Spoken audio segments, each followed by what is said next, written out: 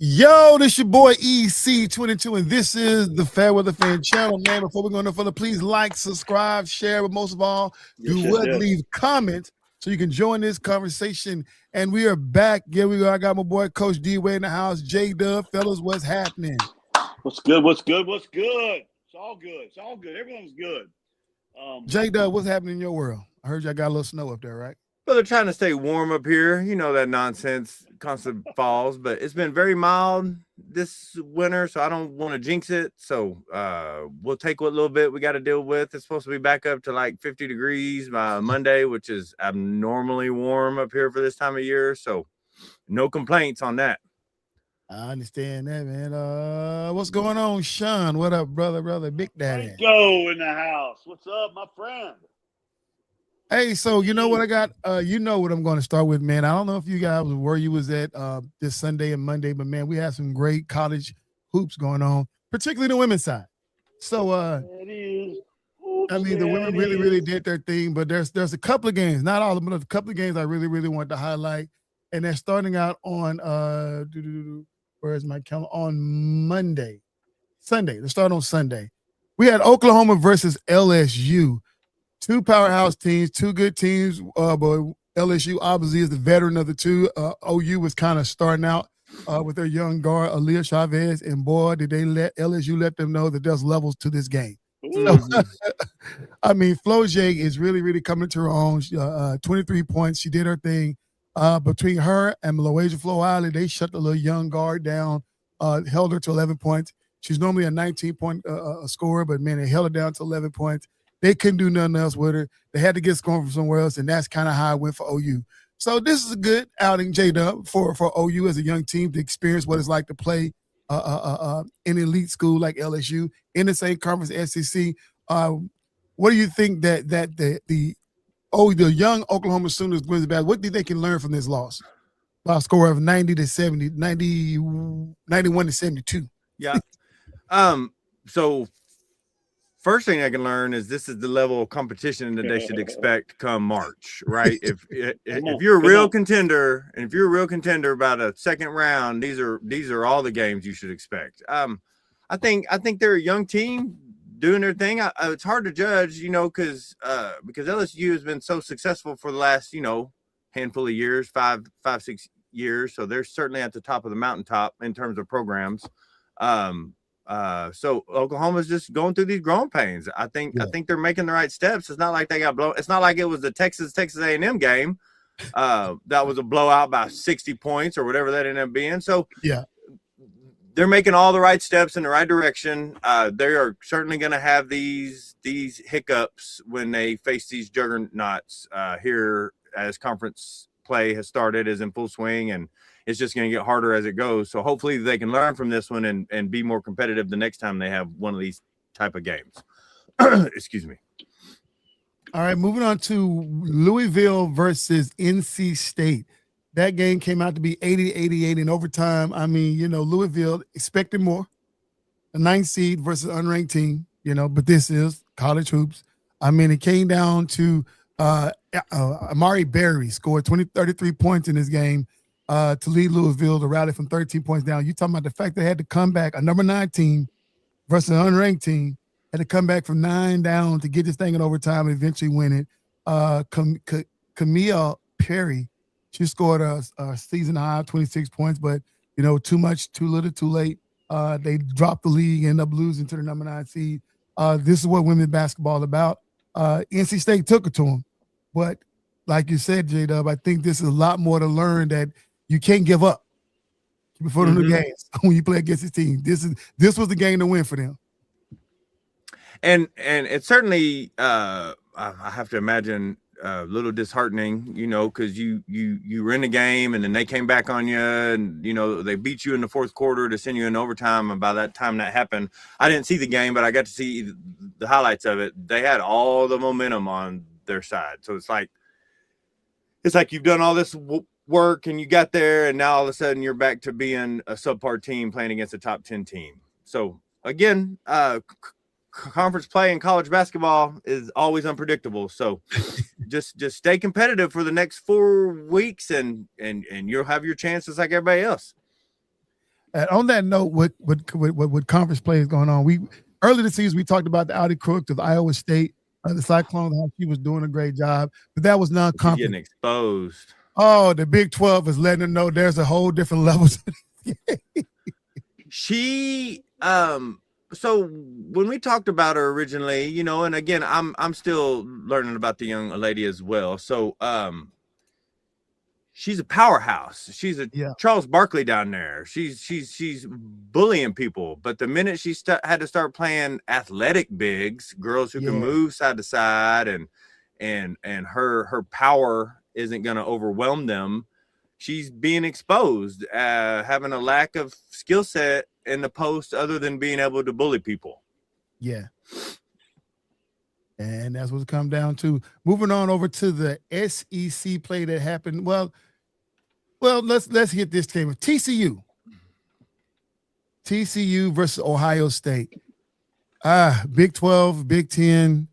Our girl Olivia Miles was there. She was there, but she wasn't there. She scored her points average, but watching that game, I felt like she wasn't really into the game, especially in the final minutes of the game. I just felt like she was just wasn't in. I expect her to come alive, but you know, I don't know. But you know, it's TCU is still TCU. We really appreciate what they do. But old girl from Ohio State. First of all, you got Kennedy Cambridge. I mean, really was out there doing her thing, man. But it was Chance Gray. Mm-hmm. I mean, dropping threes. It's like everybody gets the three, and she was just busting. And I did not know Ohio State had a women's basketball team. Did you, Jay? We know their football team ain't worth the dirt, but man, their women's basketball, what in the world? Shame on you, EC. I know, right? Funny. But they really did their thing, man. And moving on to Vanderbilt and Michigan, man, that was a great game. The game between TCU and Ohio State beat TCU by a score of 71-69. Came down to the last second. And the same way with this game, Vanderbilt versus Michigan. Man, Vanderbilt, got the number 2 score in the whole league on their squad. But man, she was a little bit suspect this last game. I mean, turning the ball over. I mean, the young guard from Michigan, what's her name? Brooke Quarles Daniels. She's okay. She gets a point. She's very small, 5'6". Oh, but man, did I tell you that she put some defense on Michaela Blake's? And that young lady likes to board too at 5'6". Didn't she have double digits the last 2 or 3 games? Yeah, she was almost getting ready to get a triple double this game. Yeah. That's hard, and I mean that's a different level. I know for the ladies it's not as tall, but to be 5'7", 5'6", and you're pulling down 10 a game, or 10 in a game, any game, that's a pretty big deal. Yeah, and she was all over it. But the defense, 4 steals, and probably 3 of them came on the number 2 scorer in the league, Michaela Breaks. I mean, she was. I mean, obviously Vanderbilt held on barely, 72-69. But man, this Michigan team looked real solid, man. Like I say, they get some of the pieces back. Get a little healthy or get momentum going from their star players, man. They haven't really defined who their star players is. What's so good? Olivia Olsen is one of the superstars. You cannot get a better shot at the end of a game than what she got, and you're their star player. I mean, got it to her, missed it wide open. I don't feel like she was ready for it, even though she knew she was getting the ball. And I don't even know how that makes sense, J-Dub. You know the play's coming to you. She stayed at the top of the key the whole time while the ball was trying to get to her. But for whatever reason, she acted surprised when she got it. I think that's and she, man, I don't know her year. Isn't she a sophomore or freshman? Isn't she young? Yeah, she's young. I think that comes from, being in that situation more often under the limelight. I saw that, and she looked lost for a moment. But again, all these teams, all the ones that you've mentioned, are all going to be the same teams that we're talking about here in the tournament. And they're get all this behind you now. Livy Olsen, I hope she gets another one just like that and kind of him and haws on it. So she's ready when it matters. Right. All right, then, D-Way. What everybody's here to talk about, NFL football. Did we have a week? We had a weekend that was There are some people that are still crying. There are some people that are still up hurt. J-Dub particularly. About his teams. Well, before we go there, we got to talk about last night, though. Come on, Yeah. D-Way, talk about last night. Dude, the IU, baby, did their thing last night. So, first of all, it was an awesome game. Yeah. Something that J-Dub and I always talk about, EC, and I want to get your thoughts on this. Did we see the best two teams in the country playing last night on national television? I don't know if they're the best two teams, but they put on the show. I ain't gonna give Miami that much credit. Playing the best. They were playing the best. The two teams playing the best. Let's say that. Yeah. It was a really good game if you like watching good football. Both teams played their heart out. There's a lot to be said for a lot of things, including the officiating, but I ain't gonna go there with that right now. IU made history of some sort, because when's the last time a national championship team ran the gauntlet and went undefeated? Yeah. J-Dub seems to think it was an Alabama team from how many years ago, Jay? No, I looked into that. It's happened recently. Really? We're gonna have to find that again. But not an Indiana team. Well, first of all, give Indiana props, man, for a great season. I mean, come on. I mean, yeah, they had a great year. So well coached, very disciplined. Their kids know how to play that system.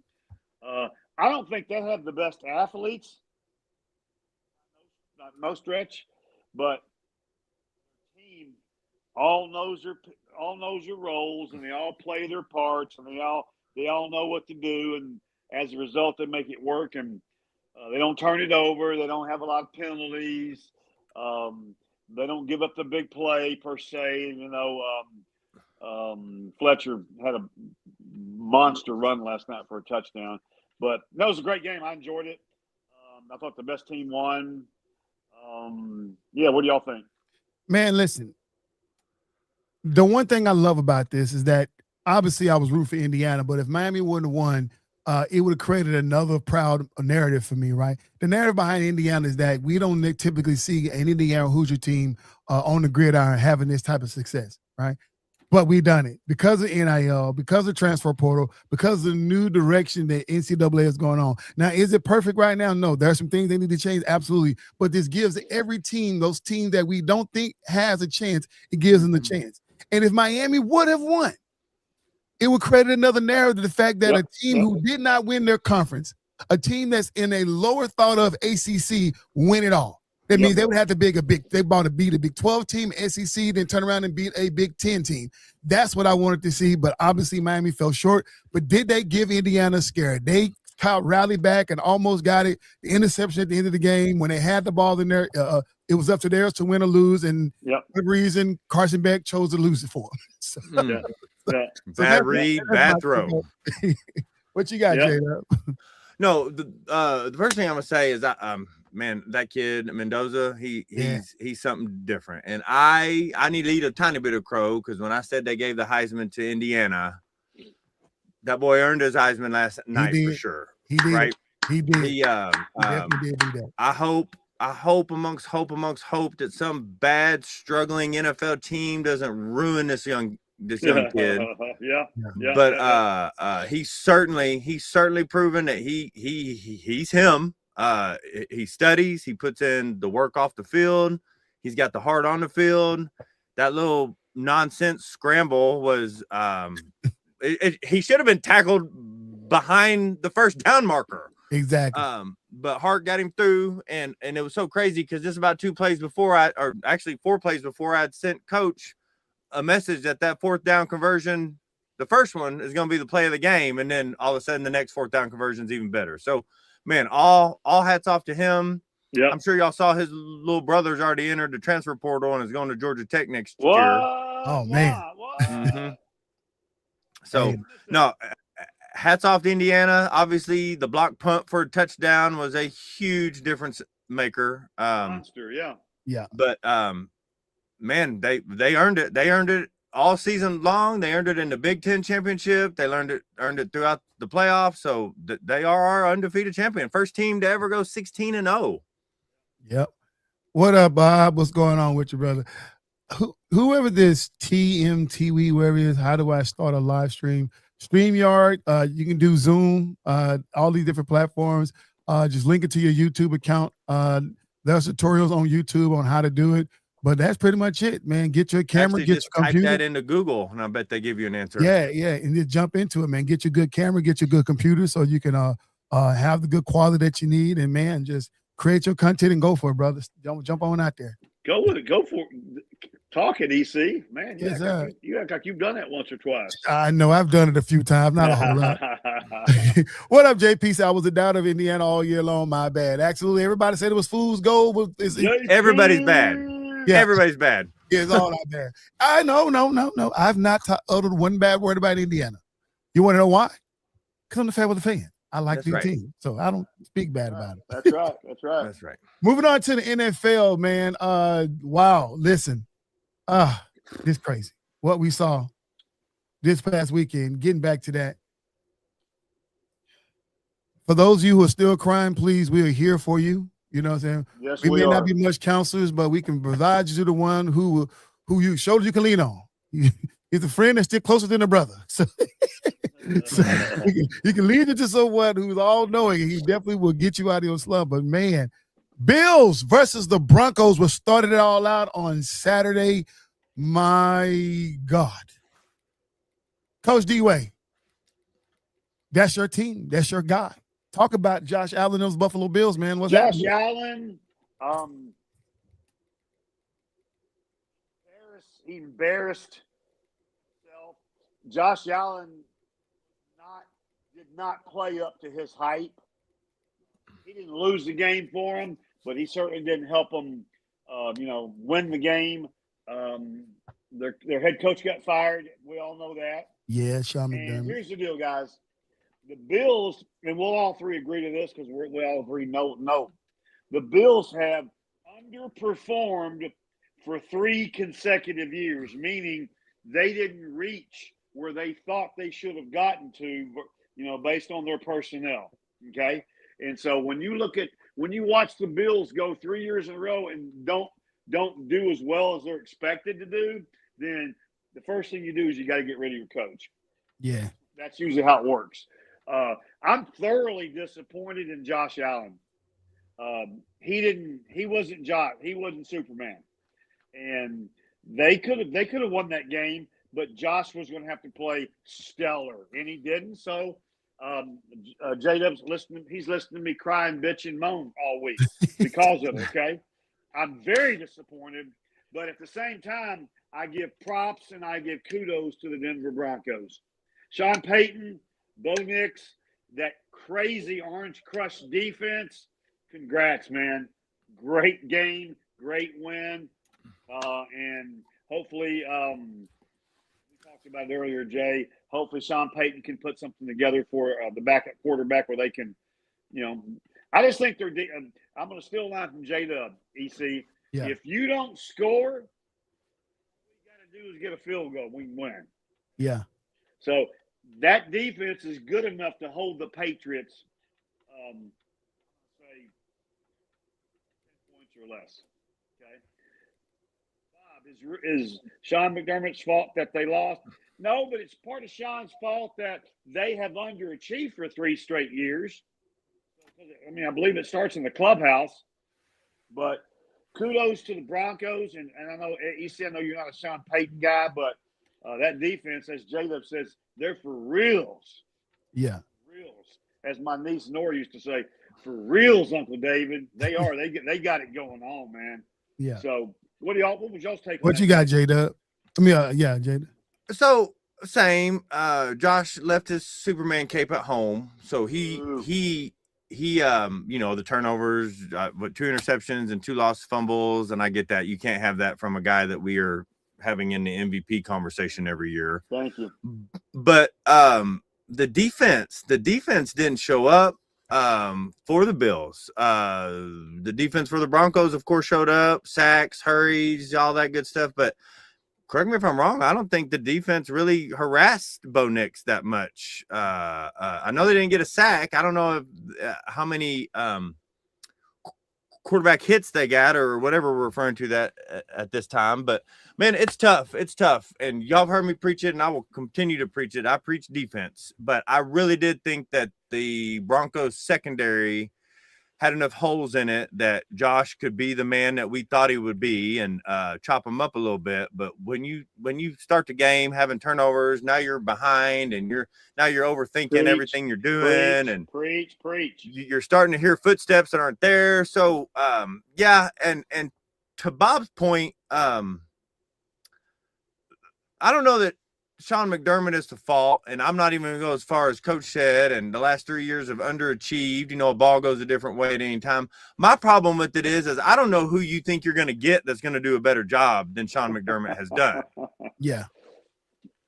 So, and I know I read about Jay. Can't we say that about John Harbaugh and Mike Tomlin too?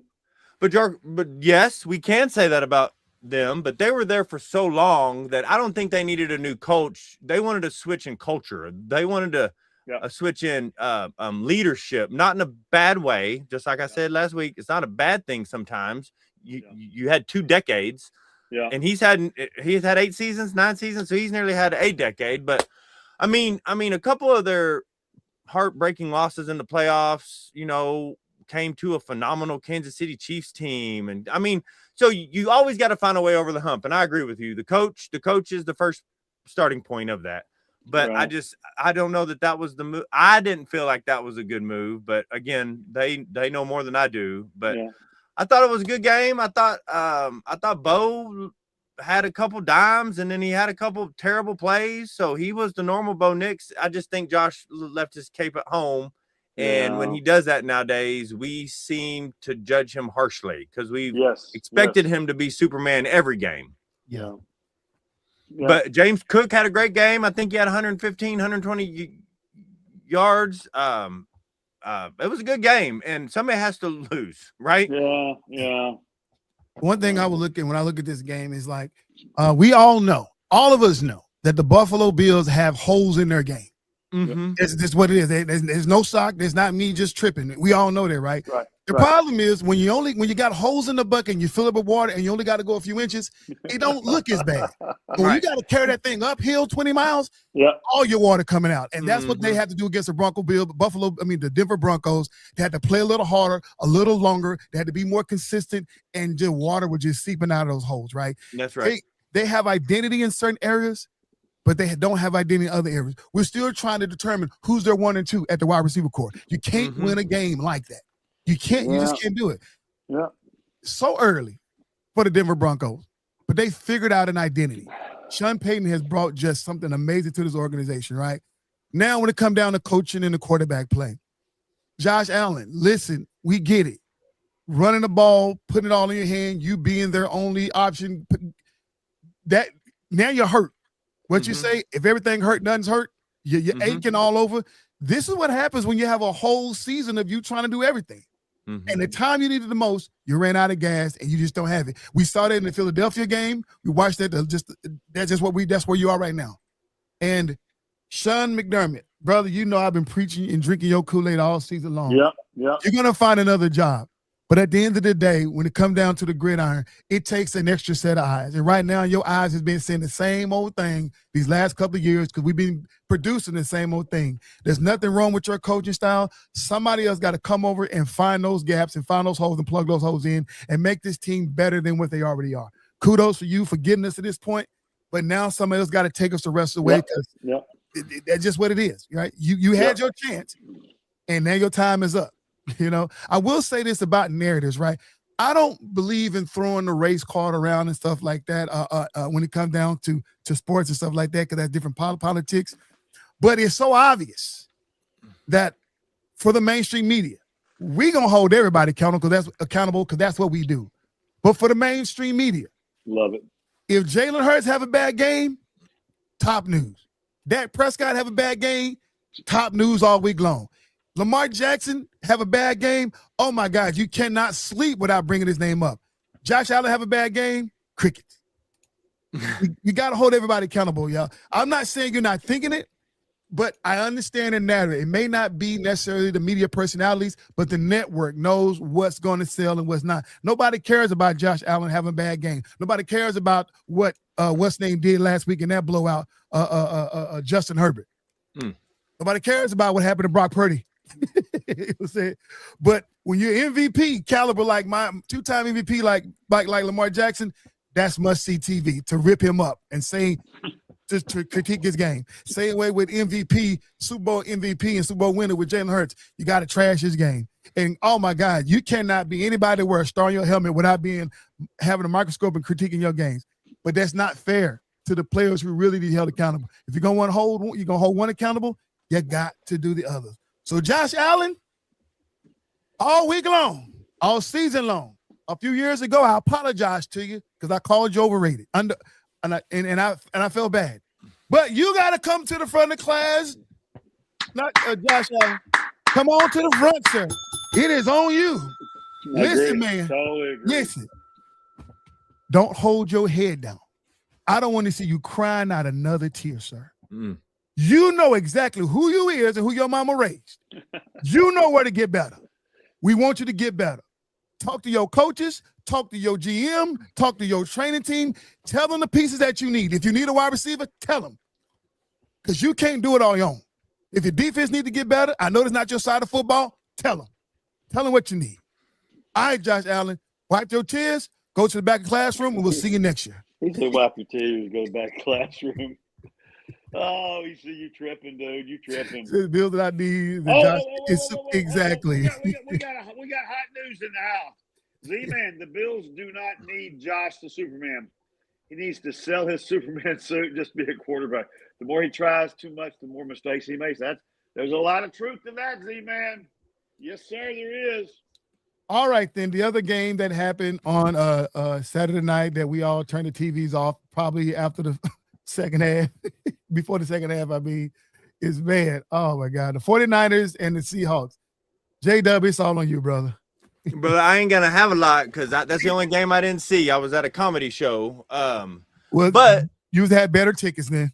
Yeah, but it's a game that, I mean, eventually the 49ers clover in the rear end had to wear off, right? I mean, they are a phenomenal team, coach phenomenal. They have great things going on, but man, just to limp along as far as they did, and then they ran into this juggernaut with, like Coach says, a mean defensive line. Sam Darnold played at a high level. The thing that sucks, I was reading about yesterday, the day before, is so Charbonnet is done, okay? And I'm not saying he's the greatest, but he was a good 1-2 punch with Walker the third. Yeah.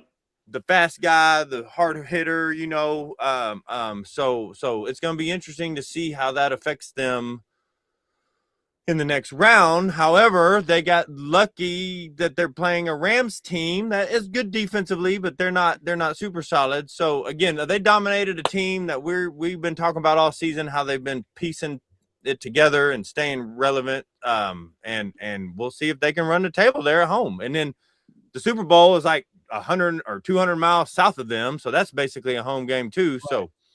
So like Coach has said for a couple weeks now, they should be the odds-on favorite, the betting favorite, even before this game was played. Right. So you don't believe in Kenneth Walker? You don't think he can take over that? No, I love Kenneth Walker. I'm a big fan, but it's been nice for them to be able to run some I formations with him, and then all of a sudden pop Charbonnet out on the side on a sweep or something like that. So that option is going to be gone. I don't know who their third running back is. I apologize for not being a Seattle super fan, but so it's going to be again. Luckily, I think we're going to see some offenses trying to get the ball through the air between both teams, and we'll see if Kenneth can do it by himself. They ain't got nobody. Everybody on IR. George, Halani is on IR, and Kenny McIntosh is on IR. Now Charbonnet is out. Yeah, it's all on Kenneth Walker. Yeah. And he can do it. He can do it. It's been nice to have that threat of an outside run threat at any time, too. It makes running inside a little bit easier. Now, what's the deal with Sam Darnold? Is he hurt or something like that? I heard something. So I haven't seen him being hurt. I haven't seen that one yet. Well, not like hurt out, but they said he's questionable right now. They got him listed as questionable for this game. Huh? He must have got a button. He must have got a turf toe or something like that for. It's his oblique. It's his oblique. He's gonna play. They're gonna wrap him up tight and put them pads on him. That's no excuse in the championship game. He said, I saw versions 2 of the Legion of Boom. That Legion of Boom team was off the chain, man. And I didn't like none of them players on that squad. I hated the Legion of Boom team for what they did to the Broncos, but that's okay. I've gotten over that when I was a Broncos fan. But, man, Sunday did not disappoint. Sunday, man, I don't know where you was at, but, man, starting out with the Texans and the Patriots, it was good until it wasn't. But, Coach D-Way, what you think about this game? Man, I hate to steal J-Dub's thunder here, but I will. He don't care. Monster fan of C.J. Stroud. C.J. Stroud, the guy. Okay. Good person, incredible man of faith. I love all that about him. But when it comes to playoff football, in a violent area like New England, in Foxborough, Massachusetts, he just doesn't have enough bullets in his gun in his pistol to make it work. And their defense played wheels off. The Texans' defense was phenomenal. I don't want to make anybody mad on here that's listening in, but I'm still convinced that the Patriots are all that in a bag of chips. So, yes, Bob, exactly. Bob, I agree. He needs to come. Not just need to come in front of class, he needs to turn his hands over so we can get. I think he needs to go down to the principal's office. I think the front of the class isn't enough.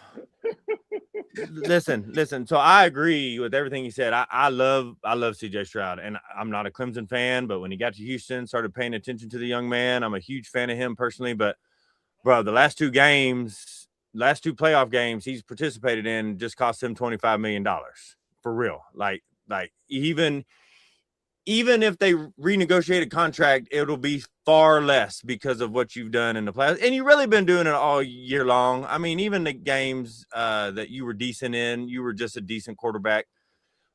Just not ready. I think I saw somewhere somebody talking about if he spikes the ball every single play, you end up with a 38 rating. He had a 28. Yeah. That's ridiculous. Jay, did you say Clemson? Or I'm sorry, is that right? Didn't he? I could be wrong. Didn't he go to Ohio State? That makes more sense. Yeah, he is Ohio State. My bad. Okay. And you're not. Deshaun went to Clemson. Deshaun went to Clemson. You're not an Ohio State fan either, so it still works. Right. The defense did their thing. That I know they gave up that second touchdown in the second quarter, but they kept them in it, and then the Butte one-handed touchdown grab was phenomenal, and that was the end of that. So, but they got to find a quarterback. They have to find a guy who can drive the bus. They don't need Superman. They don't need Patrick Mahomes. They don't need Lamar Jackson. They need a Bo Nix. They need They need a guy who can go out there with confidence and give them a drive or two that gives their defense a break every so often. I know their defense wants to play 60 minutes, but they can't play 60 minutes. EC, give us your view on the summary on the Texans and Patriots game. Well, I'm a fan out over the Patriots. I love the Patriots all the way. Oh my God! I just knew this team was going to do it. I'm not a huge fan of Vrabel, obviously, because we watched so many of that bad Tennessee team. He couldn't get in there, and the way that Robert Kraft them did Gerard Mayo. So that's kind of where I stand with that. I still think Gerard Mayo could have got this team where they are right now, but they're going to keep the narrative. They got the guy they wanted. They're going to pull all the praises on Vrabel. Okay, is what it is. But Drake May showed us last year who he can be. And I had no doubt about it. Then you got Keyshawn Boutte, and they even played the rookie running back, Kavion Henderson. They just kept the ball with he got in for a few games, but man, that Bills team, that Patriots team, man, is a complete team. Mm-hmm. They are a complete team, and now they about to get handed a win to Denver because Denver don't have their starting quarterback. So they've already got their. Be careful. I'm just saying, because they're going to get out coached and they're going to get out man, and I just think that just get out coached. Okay, they're going to get out coached and they're going to get out man. I mean, you can't put this in the hands, the bus in the hand of a guy who ain't drove a bus in a while. Now, this is playoffs. Regular season maybe, but this is playoffs. Yeah, this is where and Bowden. You make a point. You make a good point. Yeah. Yeah, Drake May is playing now. He's doing his thing. And listen, when you're playing against a tough defense like Houston, I kept watching the game. I said, Bravo is about to find a way to break it down. I said, Drake May is about to look at the defense and find a way to score. They wasn't afraid. They took a hit, play by play, possession by possession, over there looking at that old Microsoft pad, finding out what they need to do things. and at the right time, the right decision was made to get them to win. And then, of course, C.J. Stroud is trying to do it all himself, throwing 4 interceptions in the game. It just, that's just what that is. And that's what's going to happen to this backup quarterback in Denver. Okay. He's going to be trying to do too much, and, it's going to come down to coaching. They're going to have to coach that guy, But I will say this for the Texans. Nick Caley, he's the offensive play caller for the Texans. He's going to have to do better. I don't put all this on CJ. I put all this on preparation. Coaches got to be held accountable, right? Mm-hmm. We know what CJ can do. We started this rookie year. We know his greatness. We've seen it flashes throughout this year. But when it comes down to situational football, when guys are not lined up right, when the play is just not right, what do you do once the ball is snapped? But tries to make something happen. A lot of his plays were just head nods and finger pointing, go here, go there, trying to get balls in. The play was already doomed from the start, right? DeMeco Ryan, you're going to have to fix your old coaches. Because guess what, sir? Before your coaches, you on deck. So you better start grab some cats and say, hey, not on my watch. I'm not getting fired behind this because they are on deck. This is 2 years now, J-Dub. Mm-hmm. And got but one more. Otherwise, they're going to be looking for something else. Yeah, and even I agree with that. You got to find a way. Last year, that phantom quarterback roughing call cost them a lot, but this year was on them 1,000%. There's no excuses. Again, I agree with you. Preparation. I think this was Nick Caley's first year, so maybe that relationship can grow and they can be better prepped or better with the hand signals. But yeah, man, it was bad to watch as a fan. But then every time the defense came on, in my mind, I'm like, okay, maybe the defense can get us a touchdown, right? But that didn't happen, even though they played phenomenal. So the better team won the game. And it was something else I was trying to explain. I was trying to explain to one of my kids why I love nasty weather for playoff games, because we start in summer when everything is perfect. The playing field is good, the weather's good for the most part. There may be a rain game here or there. As the season goes on, the terrain gets tougher. It's like they're turning up the hardness level. So the Houston Texans was my biggest concern, playing in the South and playing in a dome. They weren't ready for the outdoor weather. And I don't know if that affected it to the tune of 4 interceptions and 2 fumbles, but it certainly seemed to play into New England's hand. What does Z-Man say? CJ was in Houston again during the game. He did not make the trip to New England. No, he did not. Wow. Yeah. Brandon, what's up, Marshall? He said, didn't Nick? That's what I'm talking about. Well. Now that's a different one. You're talking about a guy who only played 20 games with and who played during the regular season, son. Right. You're right. Nick Folk was a starter at one point in time, so there's a difference. Because we can say thing about Peyton Manning, who was the backup when they went to the Super Bowl the second time in Denver. He didn't get the game because they got hurt and win them the Super Bowl, and made co-MVP with our guy, the defensive lineman. So Von Miller. So yeah, he know good and well that he shouldn't got MVP. So I'm rooting for New England, 1,000%. Rooting for New England, but I'm not going to count out a defensive-minded team playing at home in January. So I think the crowd noise if you win on the defensive side of the ball, I think the home field advantage is a little stronger than if you win on the offensive side of the ball. That's just my opinion. No, that's fact. Speaking of nasty weather, oh my God, oh man, Chicago Bears and the LA Rams. You talk about some nasty weather as well. Okay. It was cold. Let me set this up for us, okay? Okay. The Chicago Bear LA Ram game, the environment, the outdoor football play, the elements, the weather, in that kind of environment with those kind of fans, passionate fans, is my favorite type of football game, especially if it's a playoff game and especially if it's a close game, and even more especially if it goes into overtime. Bob, don't even start, Bob. I don't even start. Bob, you've been waiting the whole show to say that. But I want to tell you guys, football is to be played outside in those types of elements, especially playoff football. And for that to go into overtime and for both of those teams deserve to win that game, I freaking loved it. EC, go ahead. J-Dub, what you got? Yeah, timeout because I'm finna have to get to basketball practice. Phenomenal game. I don't think I have anything negative to say about either team. I'm a respond to Brandon. That was not an interception, just like it wasn't an interception in the Bills game, right? Right. If the knee's down and the process of the catch is over, then the ball's down. But I don't know what a catch is anymore ever since Calvin Johnson put the ball on the turf. But I do want to say for my football viewing career, that Caleb Williams touchdown pass is easily in my top 10 plays. I mean, it was just sick. I cannot believe he threw it that far, getting hammered after running backwards 15 yards. I got nothing but praise, and I agree with Brandon. The optimism with Ben and Caleb moving forward should be the sky is literally the limit, right? 1,000%. I think Ben found a way for Caleb to play his best. I think Caleb trusts what Ben is doing. So I'm gonna go ahead and sit here and say the Bears should be top 4 contender for next season.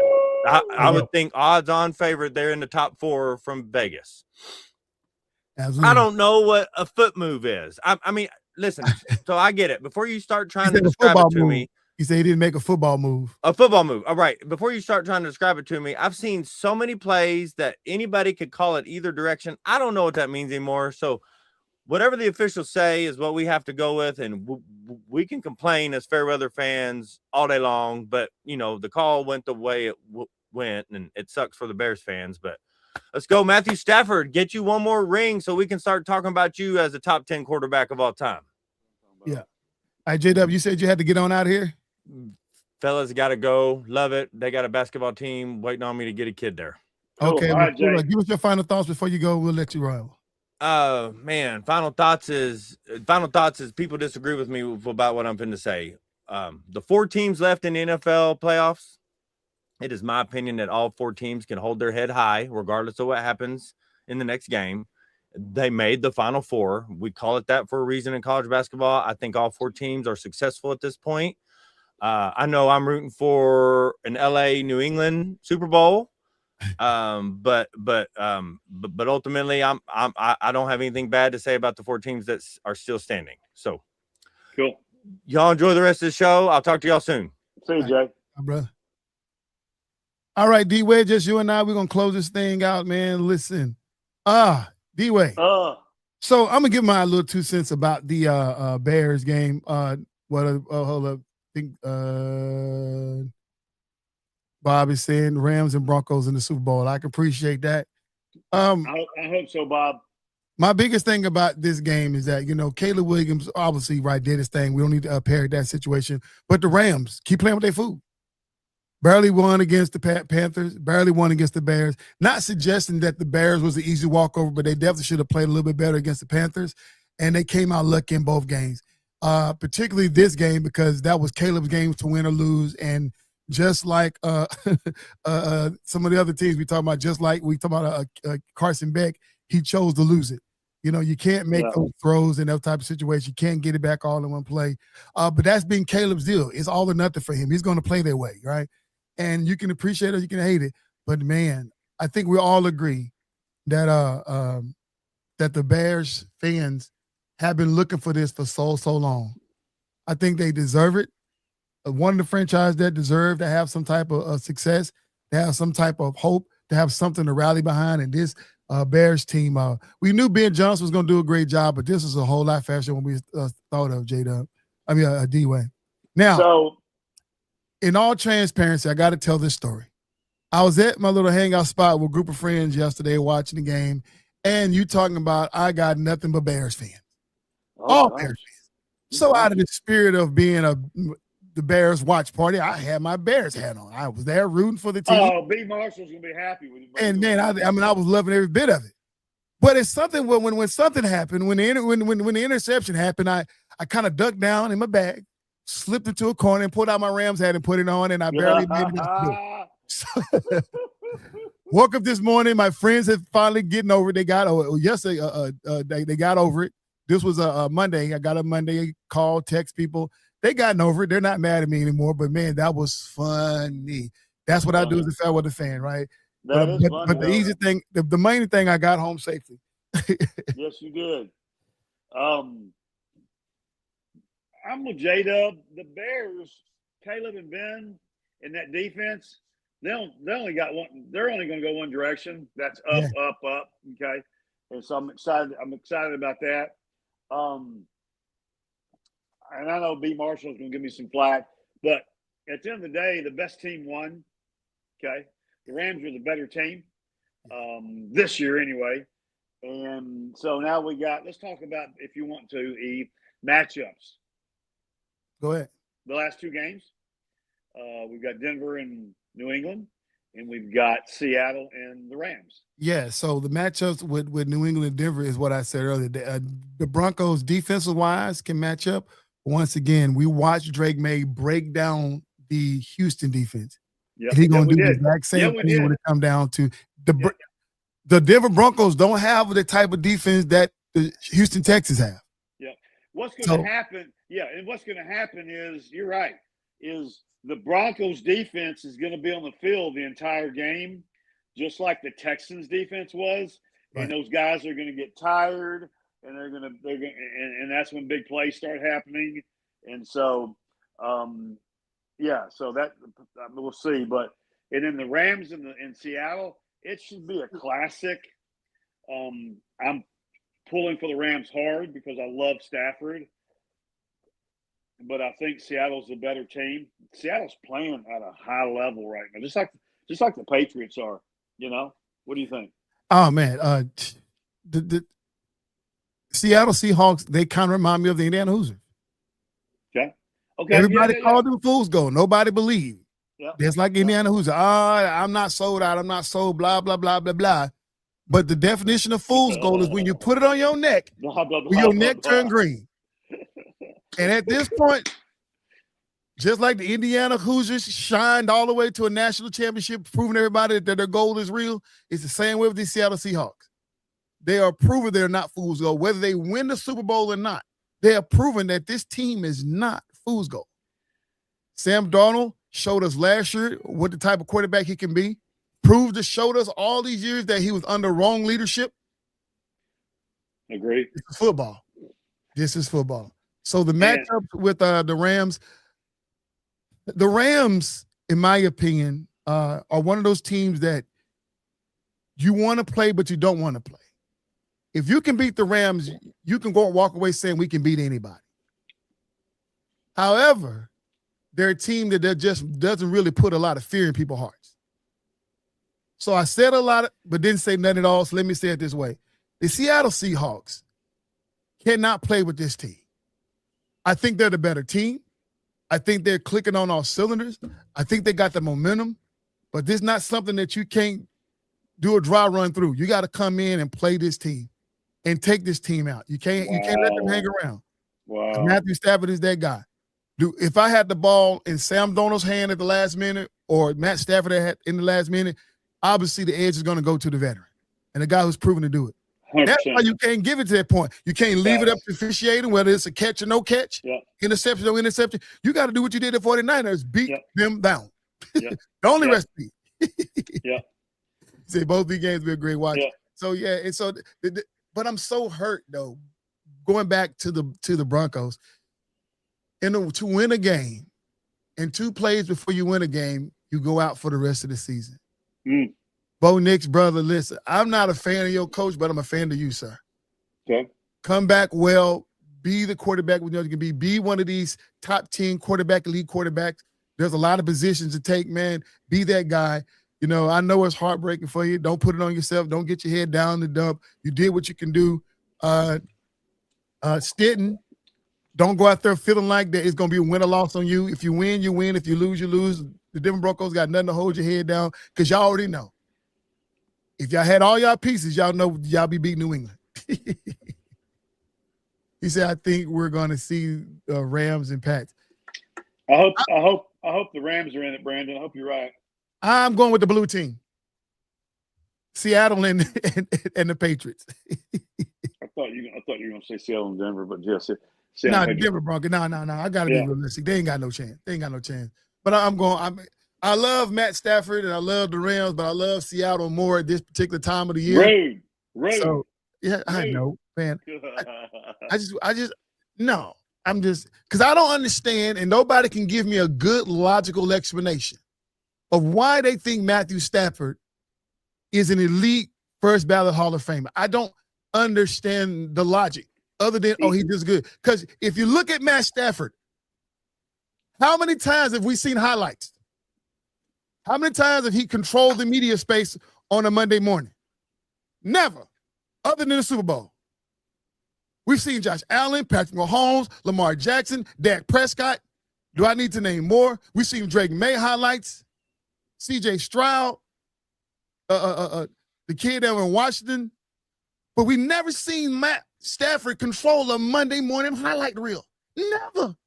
But somebody wants to convince me that he's first ballot Hall of Famer and he can be the greatest quarterback since Joe Montana. No, I don't think so. So therefore, I want to see him win. And Drake May is this year's MVP. Oh, he just might drop me. He just might drop us. No, well, you can pick it up if you want to. Hey, let me go ahead and do that real quick. Yeah. Let me go ahead and get it. Let me go ahead and pick it back up again. So, Matt Stafford, first ballot Hall of Famer. Okay. And if Matt Stafford can beat Seattle, Matt Stafford can win a Super Bowl this year, he is 100% a first ballot Hall of Famer. There's a lot. He's got to do a lot to get there. But mic's on still, right? Okay, there we go. I agree. Now, if he gets 2 Super Bowls in his career, and the route that he's got to take to get this one, having to go through, and in the playoffs, then I know that I will be a believer. But beating the Panthers is impressive. Winning anybody's game against the Bears is impressive, but you still got 2 more games to win, sir. In my opinion. Well, and if he gets to the Super Bowl, I would give him first ballot. If he just get there, if he beat the Seattle Seahawks, then I will stand down and call him the best. He said EC needs to be tested. Stafford is. Listen. Way to go, EC. See, thank you, Lewis. He said era-defining quarterback. I disagree. So listen, for the last 5 years, if Stafford would have had any defense at all in Detroit, we can't give him no excuses now. They would have won at least one Super Bowl. Okay, I love you. I still love you though. It's all good. I know, but I'm just saying though, I understand what people are trying to say about Matt Stafford, right? Because when you look into this league right now, when you look at all the young quarterbacks that people are tired of seeing, they're tired of seeing Josh Allen, they're tired of seeing Lamar, tired of hearing about Dak, tired of hearing about Patrick Mahomes. And so, but when you look at Matt Stafford, this guy who's stood the test of time, who's been in that thing, right? Yes, I get why people root for him. And yes, at his age and his career level, his IQ is great. But once again, EC needs to be tested. Stafford is sure in Canton. I'm not saying he's not in Canton, but I'm just saying he's not first ballot at this moment, right? And I'm gonna say this. If in my head, if I need a last minute drive, I got to pick Josh Allen or Matt Stafford. It's a no-brainer. I'm taking Stafford all day long, every day. Okay. I mean, it's easy to say that because Stafford's still in the playoff and Josh Allen's not, and we saw what he Thank did. you. But Thank you. but I would still take Josh Allen because a healthy Josh Allen because of what he can do. Josh Allen was not healthy, but you give me a healthy Josh Allen, I'll take him over any quarterback in the league. Okay, fair enough. Fair enough. But I just want to know, and for all those, and listen, he's definitely in Canton because we've seen people getting Canton for less.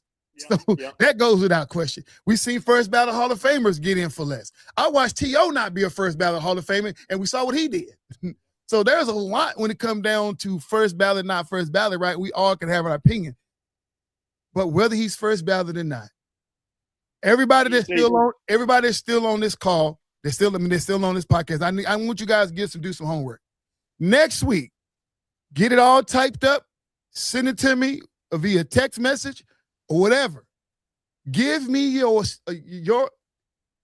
highlights and your real good pitch of what Matt Stafford has done. Remember some games. Give me some moments that you felt like when you watched Matt Stafford, you were like, oh, my God, this guy is all that in a bag of chips. Do that for me. I'm giving you a week to think about it. You got 7 days, and we'll meet you back here next week, Tuesday, 6 p.m. on the FairWeather Fan channel. You know, right, man, I love it. All right, EC, who are you picking to win? Oh, God.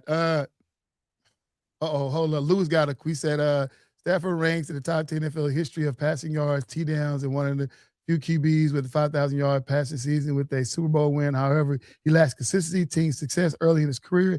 He would need to continue to build on an already strong resume. If he does win the Super Bowl this year, then yes, he just increased his chances of being a first ballot Hall of Famer. And I agree. Man, I give Lou props for that. I agree. Yeah. So who my prediction is to win the Super Bowl? Yes, he was, B. First of all, I know a blue team will win. That's funny. It'll be Seattle. You know what, man? No, first of all, who do you want to win it? And then who do you really think will win it? Honestly, I want New England to win it. Okay. And you think they're going to win it? I think the Seattle Seahawks will win it. Okay. So I want the Rams. So I want the Rams to win it, but I think Seattle will win it. Yeah. Yeah. So I think we agree. Well, we do agree there, man. But yo, this comes to the end of the show, man. This is your boy EC22. Brandon, he said, what did he say? He was all that at Highland Park. Yeah, he was. But yesterday's prices ain't today's prices. He's got to be that now. No, but the kid he's always been phenomenal. Especially for B. Marshall, B. Marshall knows because he shops at HEB, so he knows that yesterday's prices weren't today's market. I know, right? And you go to Market Street, you really gonna get ran out the door, boy. My goodness. You already know, bro. Hey, so D-Wade, what do you got in your final thoughts before we end the show? Final thoughts, sir. I mean, it should be good. I mean, again, congratulations to Indiana for just a phenomenal year. And people got to understand they had a phenomenal year last year too. So they've been back to back. I'm super looking forward to this weekend, obviously, and seeing 2 more good games. And we're gonna probably next week. I'm sure we're gonna dive heavy into some hoops, which I'm excited about that as well. So we will. We'll see. I'm really. My final thought is, why in the holy HELL toothpicks did Baltimore hire Mike McDonald? That's my final thoughts.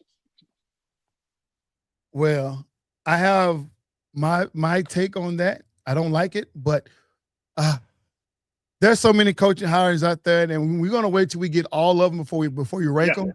Yeah, that's good. Honestly, I can talk for the next 2 hours on that hire and why I don't like it, and why I think it happened. You know, but oh God, don't get me started. I'm not going to even try because I would say some stuff that oh man, I don't want to lose anybody. There you go. Yeah, we got 1 minute. We got 30 seconds left. But anyway, my final thoughts is this, man. Just like I said, when all the coaching hires get done, we're going to really rank these teams as far as how they did when the coaches, and then just, then we'll go from there. But yeah, college hoops, men's, women's, NBA basketball. Next week, we're going to really dive into that since we're down just to the last 2 teams. We're going to really get into it, y'all. This is your boy EC22 with Coach D-Way. Shout out to J-Dub. We had to leave early. This is it, man. We got one final word for Brandon Marshall. He said, first time I've ever seen EC without a team ahead. But yes, worship. Hey, man. That's fly, dude. That's fly, man. I was doing my other podcast and I was doing some recording over there, and then the shot clock ran out, so I had to jump over here. So I didn't feel like changing that. But in all transparency, that's where we are, man. This your boy EC22, man. Join us every Tuesday, 6 p.m.-ish Standard Time here in the Metroplex, man. Facebook, YouTube, TikTok, man. Join us there. We love to have you. But always, like we always say, like, subscribe, share, believe, comment so you can join this conversation. Yep. And for myself, Brandon Marshall, Lewis Medford, Bob Nowinski, Sean, I got Sean, Z-Man in the house, all of you guys, JP. Justin Purtle, yeah. JP, man, and even TMTM, who needed to know how to get on live stream. Thank you guys for joining the show, man. And for this Tuesday, until next Tuesday, throwing up the deuces, we are